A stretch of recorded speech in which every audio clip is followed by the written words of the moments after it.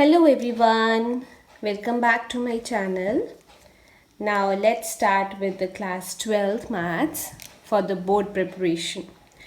Now in class 12, 6 marks questions are very important because they are the most scoring questions. They in questions के साथ ही आपके marks boost up हो सकते हैं, increase हो सकते हैं, बहुत ज़्यादा depend करता है. So few chapters from which 6 marks questions are opted in board. Let us start with the first, that is linear programming. हाँ, ਜਿਹੜੇ questions ਅਸੀਂ ਇਹਦੇ 'ਚ ਕਰਨੇ ਹੈ ਮੇਨਲੀ ਉਹ ਹੁੰਦੇ ਹੈ ਬਾਉਂਡਡ ਰੀਜਨ ਦੇ. ਠੀਕ ਹੈ ਜੀ, ਬਾਉਂਡਡ ਰੀਜਨ ਮੀਨਸ ਜਿਹੜਾ 4-5 ਜਿਹੜੇ ਸਾਰੇ ਪਾਸਿਓਂ ਕਵਰਡ ਹੋਵੇ. ਠੀਕ, so what steps you have to follow to do such questions? So let's note down first. Now the first step, ਇਹਦੇ ਜਿਹੜੇ जो भी questions इनमें आते हैं that of the type maximize या मिनिमाइज़ करना. ठीक है, तो उसमें कुछ कंडीशंस दी होती हैं कि इन कंडीशंस को सेटिस्फाई करके आपने उस रीजन में से उसकी मैक्सिमम वैल्यू निकालनी है. So let's start. It's what are the steps to be follow to make our solution easy. Step 1, presentation of paper is very important, so from that perspective I am writing the steps. Write down the objective. Whatever is the main thing you have to search, you have to find. Write down the objective, that in step 1.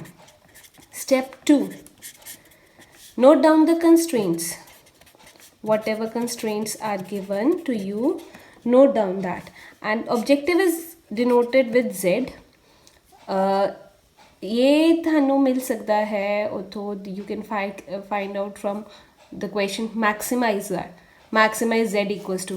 So that maximize Z equals to basically the objective of our question. Now constraints. Constraints are the linear inequalities given that are with the conditions less than equals to or greater than equals to. Right? Next step is once you have note down the constraints, you have to plot the constraints. Plotting is to be done.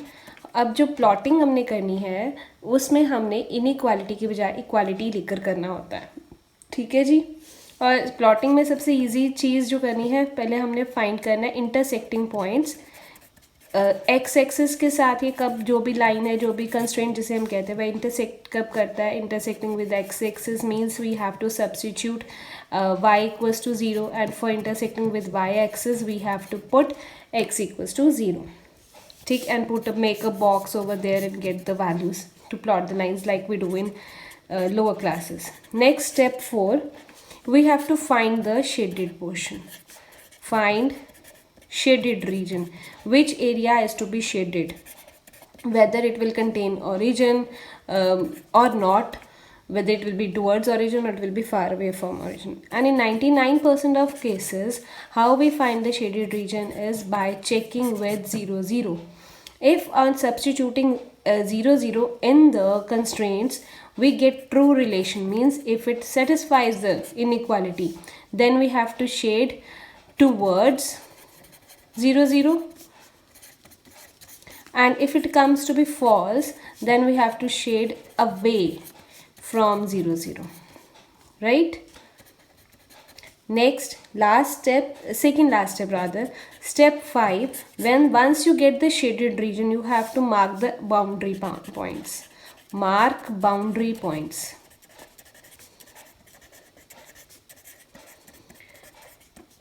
So after marking the boundary points, last step is you have to get the value of Z at all boundary points. Get value of Z at all boundary points. जिस value ते साड़ी Z दी values you will get all. जिन values पे जिस पे आपकी Z की वैल्यू मैक्सिमम आएगी तो वो बन जाएगा कि आपका मैक्सिमम जो है क्वेश्चन में दैट इज़ दिस वैल्यू. और जिस पॉइंट पे आएगी, जो भी बाउंड्री पॉइंट पे आएगी, that will be, it's like we get the maximum at this, and the maximum value is the value of Z that you obtain. Clear?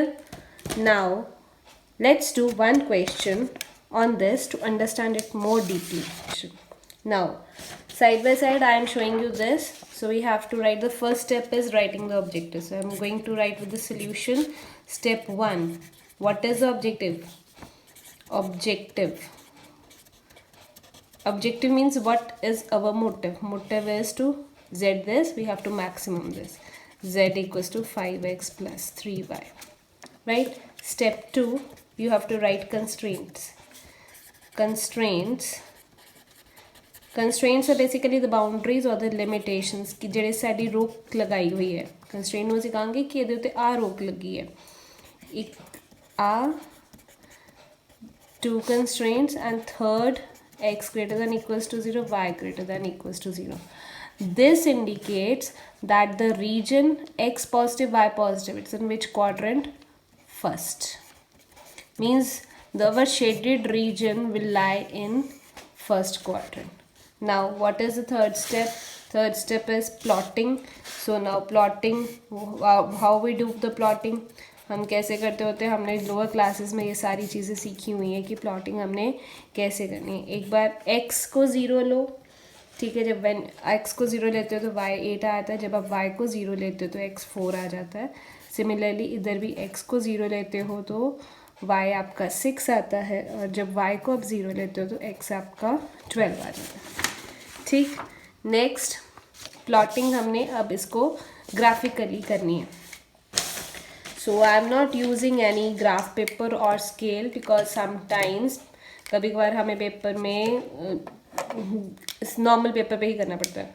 So it will be convenient to do over that also, right?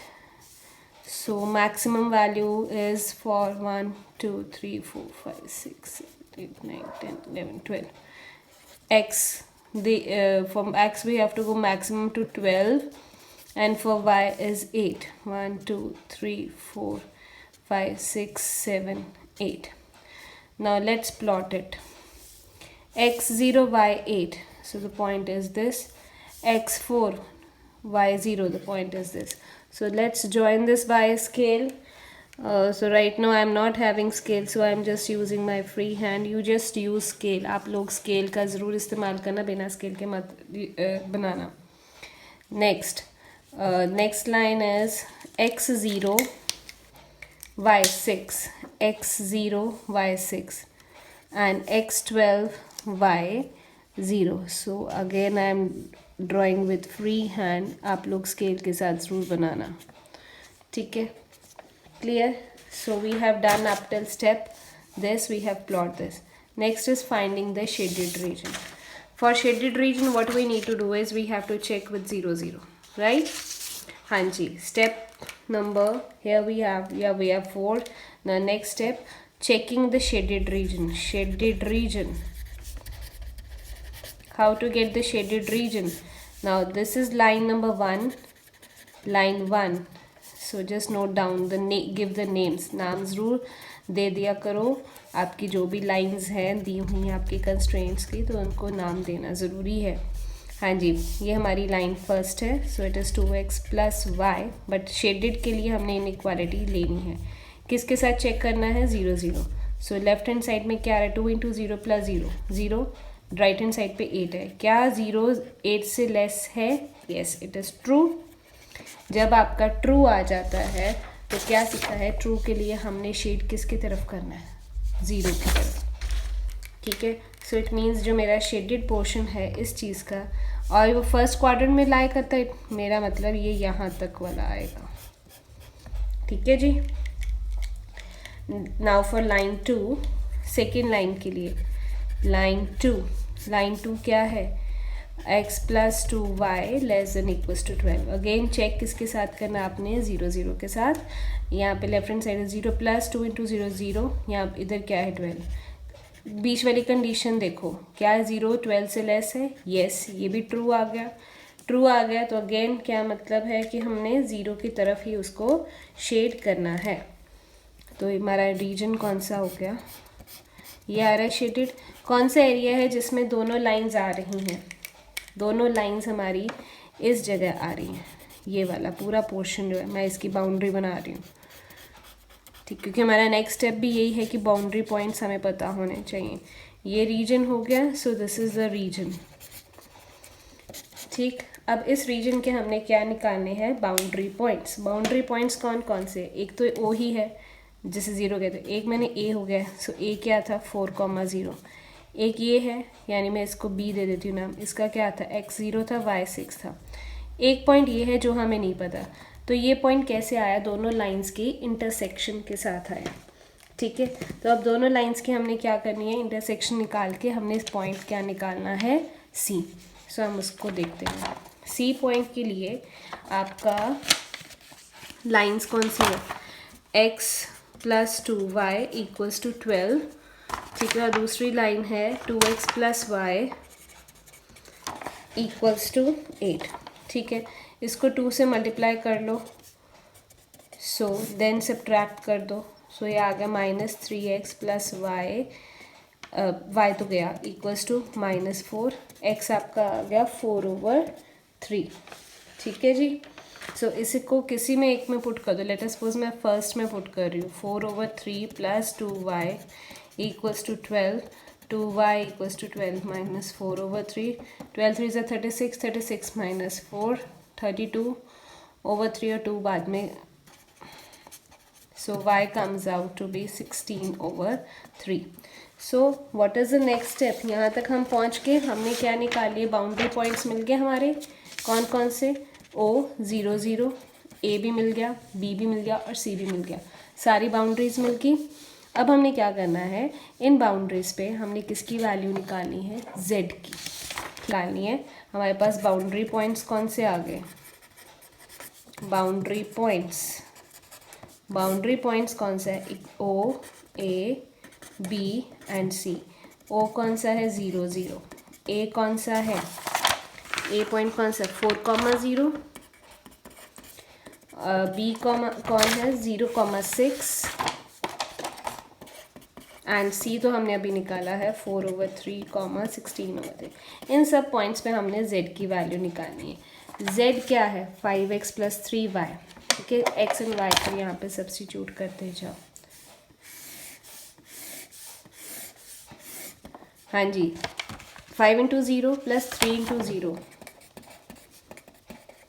Answer आ गया आपका 0। Next 5 × 4 + 3 × 0, answer आ गया 20। Next 5 × 0 + 3 × 6, answer comes out 18। Z